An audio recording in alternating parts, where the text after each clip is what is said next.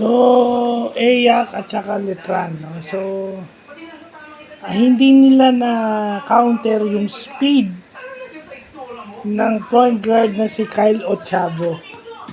Okay? When Kyle Ochabo is dribbling the ball, parang hindi nila ma-counter yung speed ni di na ako magkakain, magtsachampurado na lang ako mamaya. Hindi initin ko siyang Hindi. Ano, kahit malamig? Kahit malamig. Itatago ko na to. Patago mo na. Eh, para bukas may ulam pa tayo. So, yun. Pinaano ko lang yung ano ko.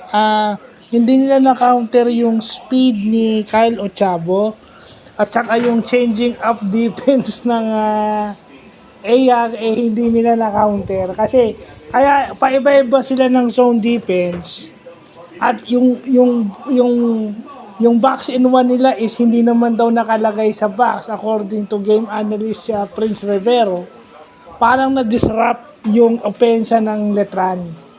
Kasi para manigate yung height advantage ng Letran over Imeldo Aguinaldo College. Oo. So, yun.